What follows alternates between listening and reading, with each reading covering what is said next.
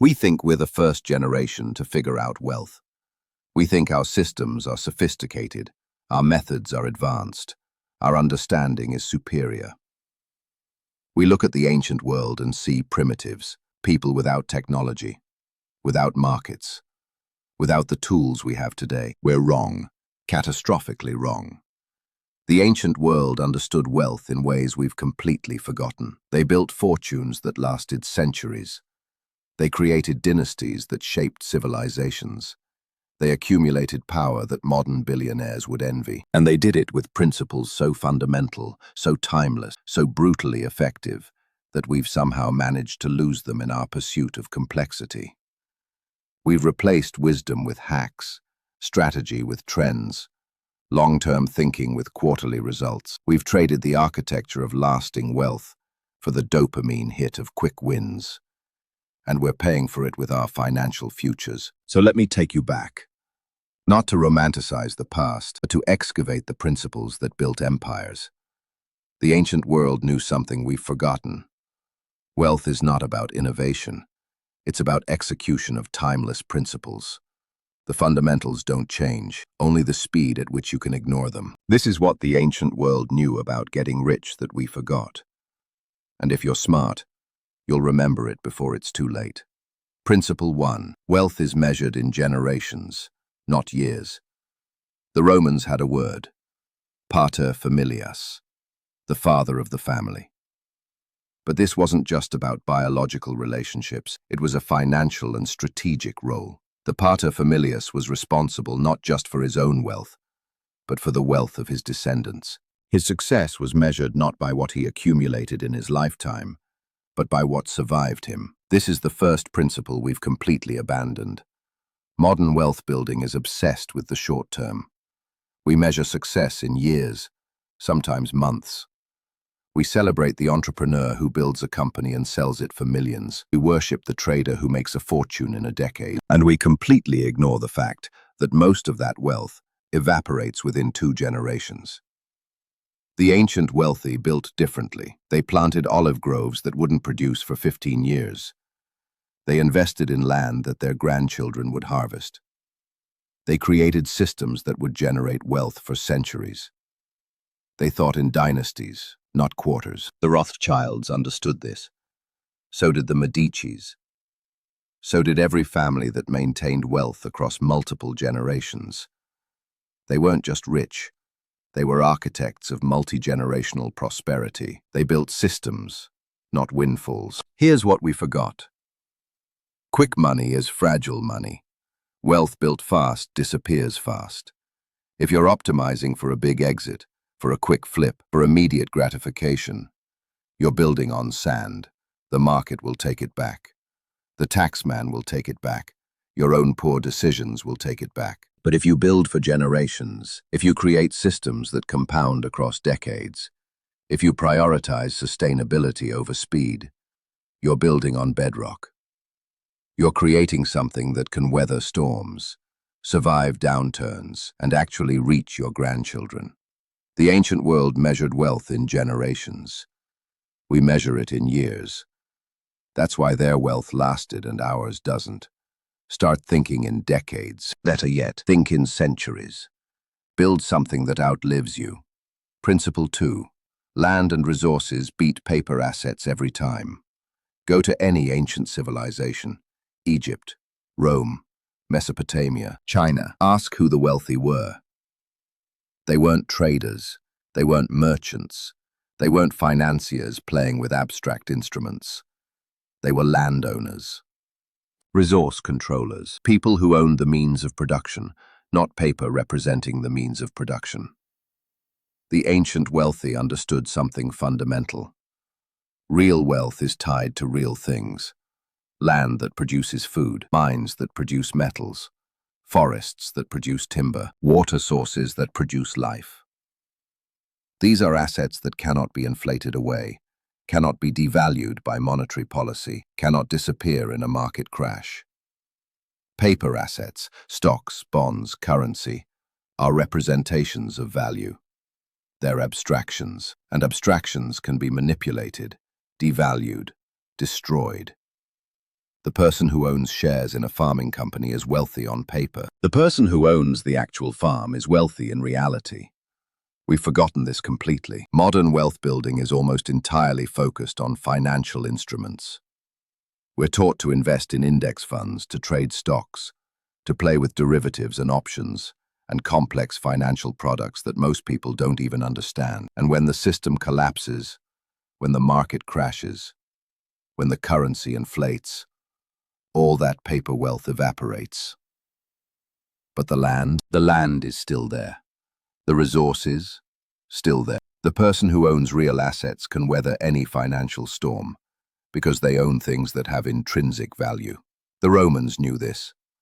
The wealthiest Romans owned vast estates, not for status, though that was a bonus, for production, for control over resources that people would always need: food, water, materials. These are non-negotiable. People always need them. That makes them infinitely valuable. Now, I'm not saying you should abandon all paper assets. I'm saying the ancient world had the ratio right. The foundation of wealth should be real assets. The paper should be secondary, supplementary, tactical. Modern investors have inverted this. They have 90% paper, 10% real assets if they're lucky. The ancient wealthy had it backwards from our perspective. Mostly real assets, some paper instruments for liquidity and flexibility. And whose wealth lasted? Whose wealth survived wars, plagues, market collapses, currency failures? The people who owned real things. Land and resources beat paper assets every time. The ancient world knew this. We forgot. Principle 3. Monopoly is the only sustainable competitive advantage. The ancient world didn't have antitrust laws. They didn't have competition regulators. They didn't have the modern notion that monopoly is bad and competition is good. They had a much simpler understanding. If you want lasting wealth, you need control. Not partial market share. Control. The Roman salt monopolies, the Egyptian grain monopolies, the Chinese silk monopolies, the Phoenician purple dye monopolies. These weren't accidents. They were strategy. The ancient wealthy understood that competing in an open market is a race to the bottom. Real wealth comes from controlling something essential that no one else can provide. We've been taught the opposite. We're told to find our niche, to compete on value, to differentiate ourselves in a crowded market. This is advice designed to keep you poor, because competition is hell. Competition means someone can always undercut you. Someone can always offer more for less. Someone can always make you irrelevant. But monopoly means you set the price. You set the terms. You control the entire value chain. No one can compete with you because you've eliminated competition as a possibility. Now, modern law makes pure monopoly difficult, but the principle remains. The path to wealth is not competing better. It's eliminating competition. That means patents. That means proprietary processes. That means exclusive relationships. That means controlling supply chains. That means being the only provider of something essential. Look at every modern fortune. Microsoft had a monopoly on operating systems. Google has a monopoly on search. Facebook has a monopoly on social connection. Amazon is building a monopoly on e-commerce infrastructure. These aren't accidents. This is strategy. The ancient world knew this instinctively. If you controlled the salt, you controlled everything, because everyone needs salt. If you controlled the grain, you controlled the population, because everyone needs food. If you controlled the trade routes, you controlled commerce, because everyone needs access. We've forgotten this in our obsession with fair competition and level playing fields. Meanwhile, the people who are actually getting wealthy are quietly building monopolies. They just call them market leadership or category dominance to avoid scrutiny. Here's the brutal truth. There are no bonus points for competing in a crowded market. There's no reward for being one of many. The only sustainable path to wealth is being the only one. Find a way to own something exclusively, or you'll spend your entire life fighting for scraps. Monopoly is the only sustainable competitive advantage. The ancient world knew this. We pretend we don't. Principle 4. Debt is a weapon, not a tool. The ancient world had a completely different relationship with debt than we do. For them, debt was warfare by another means. It was a weapon used to acquire assets, to control people, to build empires. It was never casual. It was never for consumption. It was strategic violence disguised as finance. The Romans used debt to conquer nations without armies, lend money to a kingdom, wait for them to default, seize their assets, repeat. The creditor always wins because debt is a claim on future labor, future production, future wealth. It's ownership with extra steps. The wealthy of the ancient world were always creditors, never debtors. They lent. They didn't borrow, or if they borrowed, it was strategically, temporarily, with a specific asset acquisition in mind that would generate returns far exceeding the cost of the debt. We've inverted this completely. Modern culture has normalized debt to the point where it's considered a standard financial tool. Student loans, car loans, credit cards, mortgages, personal loans. We're taught that debt is fine as long as you can make the payments. We're taught that leverage is smart, that using other people's money is sophisticated. It's not.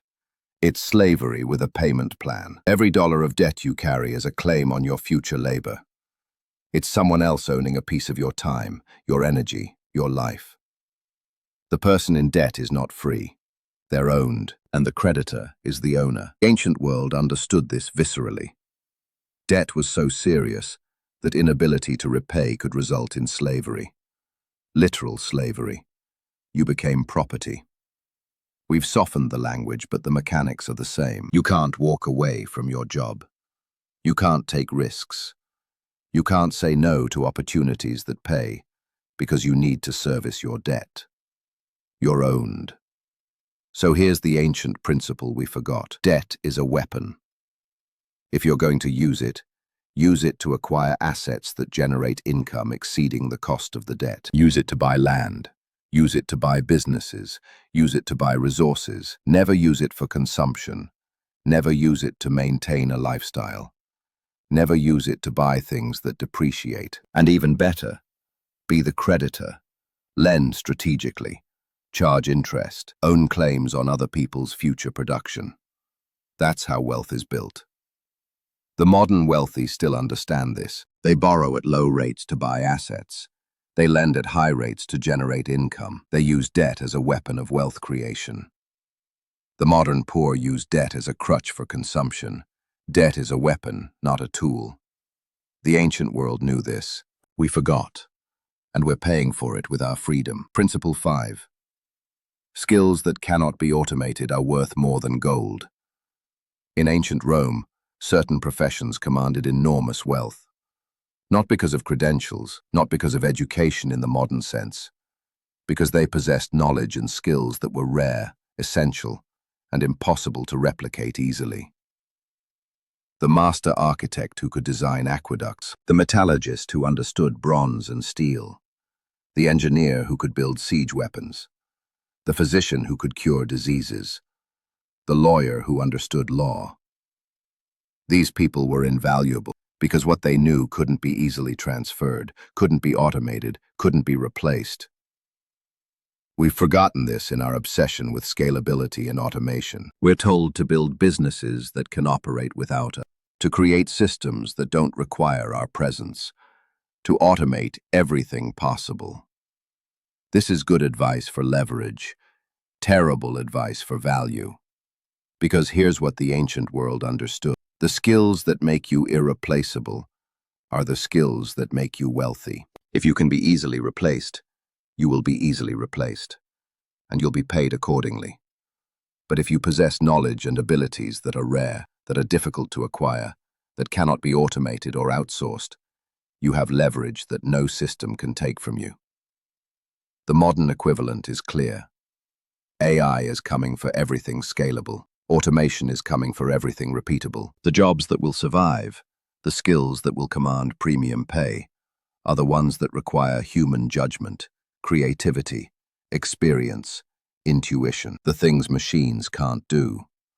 Strategic thinking, complex problem solving, relationship building, negotiation, leadership, original creation. These are the modern equivalents of the ancient master craftsman. These are the skills that cannot be commoditized. So here's the principle. Stop trying to be easily replaceable. Stop optimizing for efficiency at the cost of uniqueness. Start developing skills that are rare, that take years to master, that cannot be easily transferred or automated. The ancient master craftsman could charge whatever he wanted because no one else could do what he did. The modern expert can do the same, but only if they've developed expertise that's genuinely rare and valuable. Skills that cannot be automated are worth more than gold. The ancient world knew this. We're rediscovering it the hard way.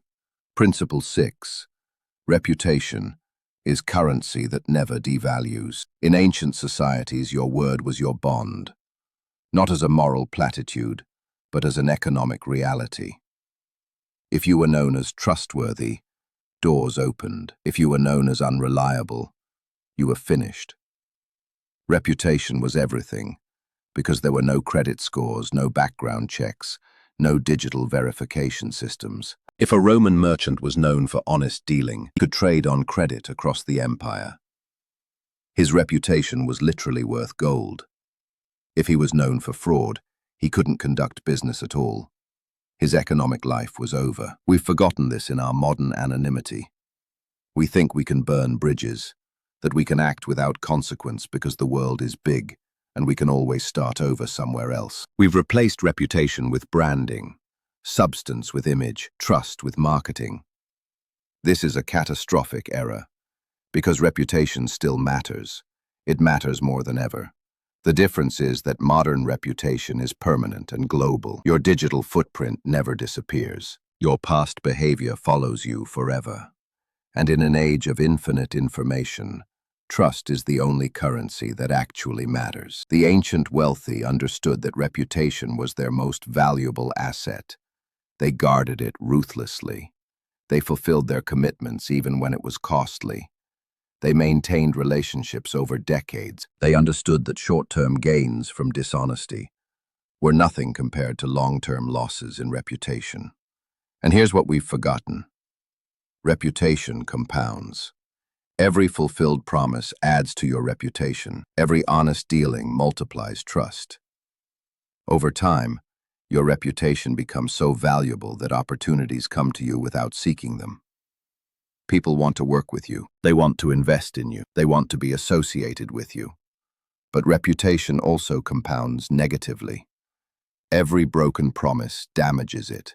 Every dishonest dealing erodes it. And unlike money, reputation is almost impossible to rebuild once destroyed. The modern wealthy still understand this. They may lie about many things, but they're fanatical about fulfilling their financial commitments. They may be ruthless, but they're known for keeping their word, because they understand that reputation is the foundation of all wealth. Your reputation is currency that never devalues. Protect it more carefully than your bank account, because unlike your bank account, you can't replace it. The ancient world knew this. We forgot it. Remember it before you learn the hard way. Principle 7. The wealthy create systems, the poor trade time. Walk through any ancient city at its height. Rome, Athens, Alexandria, Babylon. Who were the wealthy? Not the laborers working dawn to dusk, not the craftsmen trading hours for coins. The wealthy were the people who owned the systems that others labored within. The landlord who owned the building where the craftsmen worked. The merchant who owned the ships that transported goods. The banker who owned the capital that funded ventures. The tax collector who owned the right to collect revenue. They created systems that generated wealth without their constant presence. This is perhaps the most important principle we've forgotten. We've been trained to believe that hard work equals wealth, that if we just work hard enough, long enough, consistently enough, we'll become rich. It's a lie, a convenient lie told to keep the labor force motivated, but a lie nonetheless. Hard work doesn't create wealth. Systems create wealth. And the people who understand the difference between trading time and building systems are the people who actually get rich. The ancient world understood this instinctively. You didn't become wealthy by working harder than everyone else. You became wealthy by creating a system that allowed you to profit from other people's work. The wealthy owned the land that farmers worked. They owned the mines that slaves labored in. They owned the ships that sailors manned. They owned the systems of production and profited from the labor of others. Now, we can critique the morality of this, and we should, particularly regarding slavery. But the structural principle remains. Wealth comes from systems, not labor. If your income requires your presence, you don't have wealth. You have a job. Even if it's a high-paying job. Even if you're the CEO. If you stop showing up and the income stops, you're still trading time for money. The path to wealth is building systems that generate income without you. Rental properties that cash flow. Businesses that operate without your daily involvement. Investments that grow without your attention. Royalties that pay regardless of your current activity. This is the fundamental shift the ancient wealthy made that modern workers never do. They stopped being participants in the system and became system creators. They stopped working in the game and started owning the game. So here's the ancient principle. Your goal is not to work harder within someone else's system. Your goal is to build your own system that others work within, not to exploit them, but to create value that scales beyond your personal time and effort. The wealthy create systems. The poor trade time. The ancient world knew which one led to lasting wealth. We've forgotten, and we wonder why we stay poor despite working ourselves to death. Principle 8. Scarcity is engineered, not natural. Here's something the ancient world understood that we've completely mystified. Scarcity is almost always engineered. It's created intentionally to drive up value. Natural abundance is the enemy of, so the wealthy create artificial scarcity. The diamond industry is the modern example everyone knows. Diamonds aren't rare, they're abundant. But the supply is controlled, the distribution is, and the scarcity is engineered to maintain high prices. This isn't a new innovation. This is ancient strategy. The ancient Phoenicians had a monopoly on purple. Why? Because they controlled the specific sea snails used to create it and kept the process secret. They engineered scarcity of knowledge and access to create extraordinary wealth. The ancient Roman salt monopolies worked the same way. Salt isn't rare. It's abundant in the sea. But by controlling production and distribution, by creating artificial scarcity, the Romans turned a common mineral into a source of enormous wealth. That's where the word salary comes from, payment in salt. We've forgotten this principle in our modern assumption that markets are efficient and scarcity is real. Most scarcity is artificial. Most limitations are engineered. And the people who understand this are the people who get rich by creating and controlling scarcity. Look at software. Marginal cost of distributing digital products is zero. Once created, you can replicate software infinitely at no cost. So, how do software companies create billion-dollar valuations?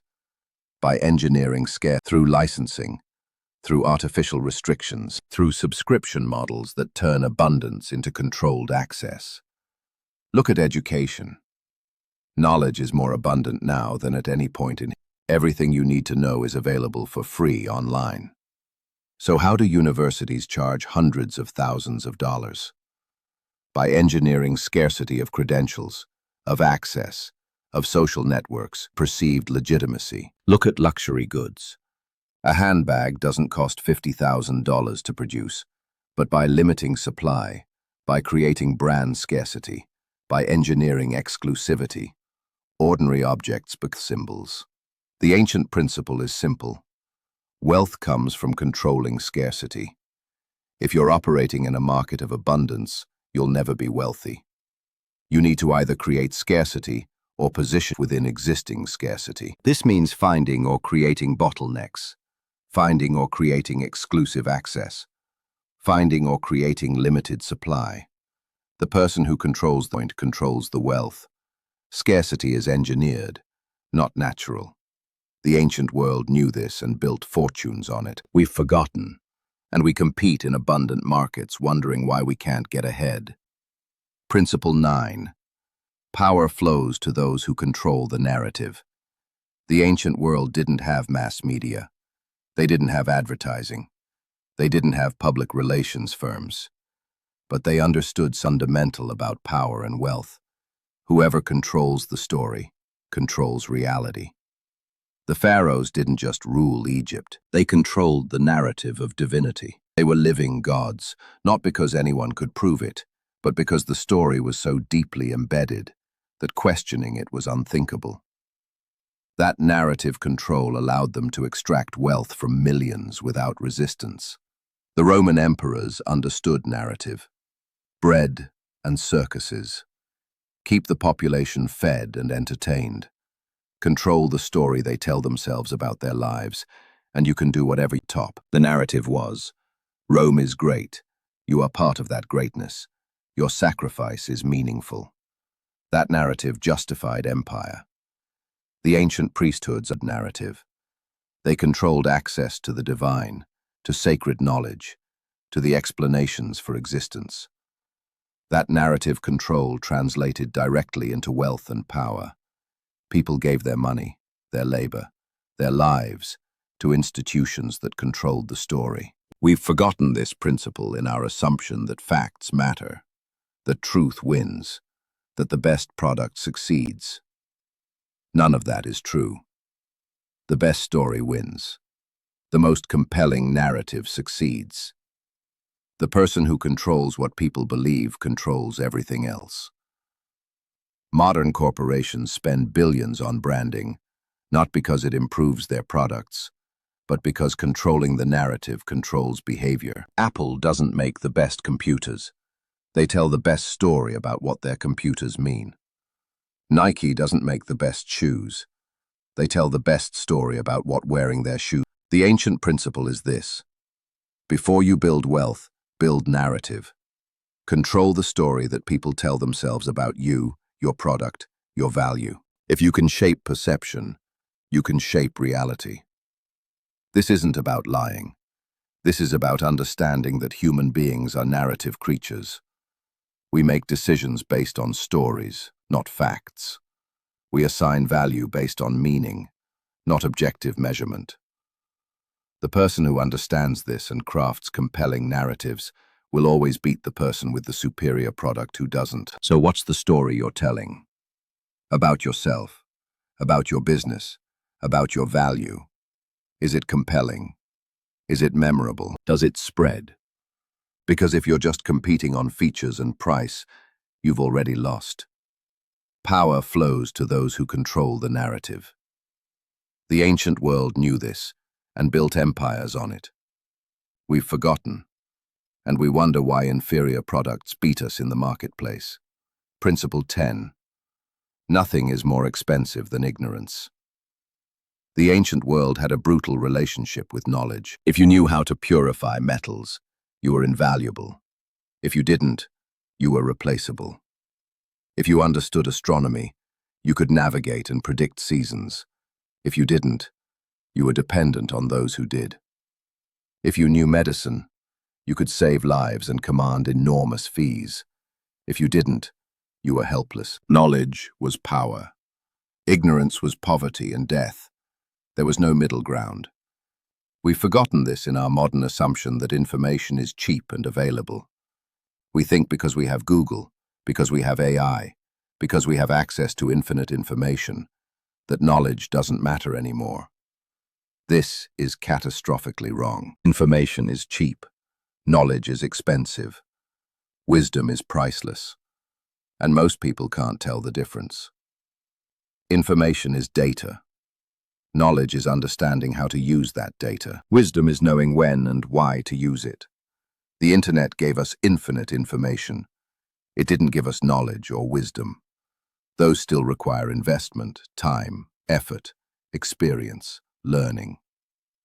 The ancient wealthy invested heavily in knowledge. They hired the best tutors, They studied under masters. They traveled to learn from different cultures. They read everything available. They understood that every piece of knowledge they acquired was leverage, was advantage, was wealth. And here's what they understood that we've forgotten. Ignorance is not neutral. It's not a state of not knowing. It's an active liability that costs you constantly. Every day you don't understand markets, you're losing money. Every day you don't understand negotiation, you're being taken advantage of. Every day you don't understand human psychology, you're being manipulated. Ignorance is the most expensive thing you'll ever pay for, and you'll pay for it your entire life until you eliminate it. So here's the ancient principle. Invest in knowledge like your life depends on it, because it does. Your earning potential, your ability to create wealth, your capacity to avoid losses, all of it depends on what you know. Read, study, find mentors, take courses, practice skills. Make learning a non-negotiable part of your life, because every dollar you invest in knowledge returns multiples. Every hour you spend learning compounds. The ancient world understood that the gap between the wealthy and the poor was primarily a gap in knowledge.